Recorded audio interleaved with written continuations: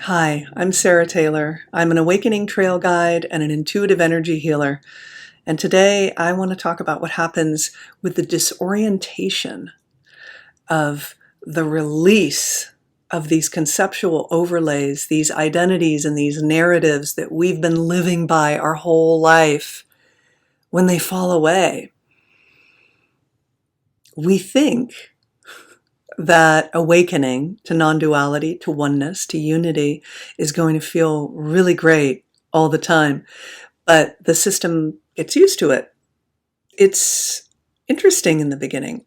I was working with somebody today who I've been working with for a few months now, who had a lot of openings to the emptiness of identity, the emptiness of self. And as we started working together, unity, non-duality opened up. So it's the falling away of the separate self, the dissolve of inside and outside and subject object, which has been beautiful and lovely, but she was really disoriented this past week and she couldn't put her finger on it. And here's what was going on. How she knew herself was through this shame. As a neurodivergent, as an AuDHD woman, so am I, but she's an AuDHD woman, autistic and ADHD, late diagnosed. There was so much shame kind of gluing her identity together. So much self-recrimination, self-judgment. And we begin to go through our life and meet certain situations and relational challenges or interactions that are benign or otherwise, and notice there's no embarrassment. There's no shame. There's no story about how we're getting it wrong. As a neurodivergent person, if you've been living your life feeling like you're broken, you're wrong, you're an alien, you don't belong here, you probably carry some flavor, some version of these stories. So they're narratives, but they're also identities. I'm the broken one. I'm the bad one. I'm the one who messes everything up. She was finding that certain things were going on in her life this past week, and it was a very full week when she reported to me everything that had happened. There were certain instances where shame or embarrassment might arise, and they didn't.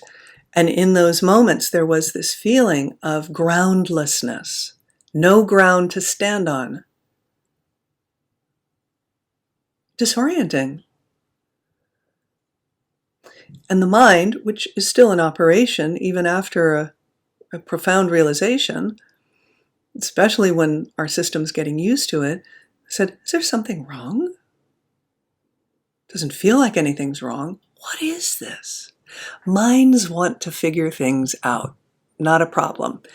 So the mind will try to figure out what is it, but it's this feeling that something is missing. You might find yourself not scrambling to make things better in social situations, fixing things, stepping in. But you want to be a helpful and kind person. Isn't that helpful and kind to do that? I don't know. Maybe helpfulness or kindness can emerge another way. Maybe there's just a rewiring going on and there's nothing for you to do, and that feels weird.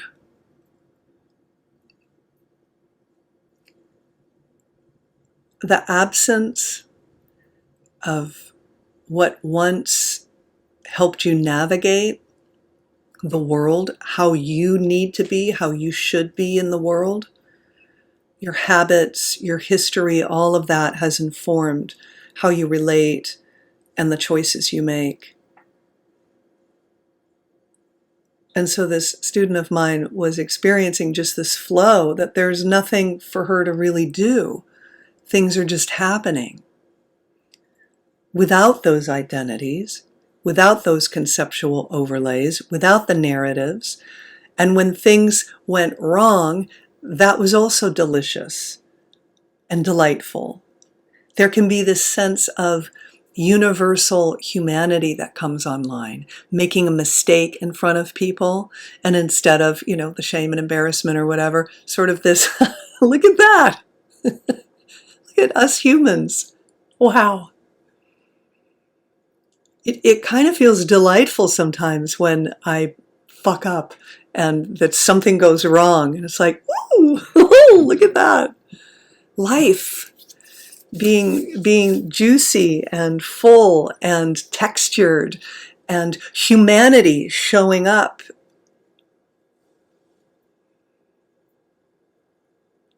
There's a universality that comes online. And so it stops being so personal. Everything stops being so personal. There is this absence of taking everything personally, relating to everything in a very personal way, and that it all means something about us personally. We are humans. We're in this together. This is a human thing, rather than this is a me thing.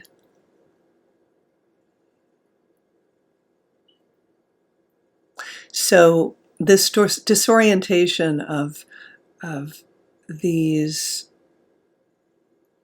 habits and reflexes and qualities that used to arise, that gave us a sense of location, solidity, permanence, importance, lack of importance, which gives us more identity. Oh, I'm so terrible. I'm worthless. How to be in the world when all of that is just kind of falling away. And it can happen at any place on the path. You may have opened to emptiness, and subject-object is still, in your perception. Things are still dualistic, but they're empty. They're empty of meaning. They're empty of mind-made narrative. It can happen then. It can happen when unity, non-duality comes online. It's really full and flowing, and everything is you and you are everything. And yet these egoic structures just aren't available to give you meaning, importance, time, place, identity. It's okay to feel disoriented. You'll get used to it.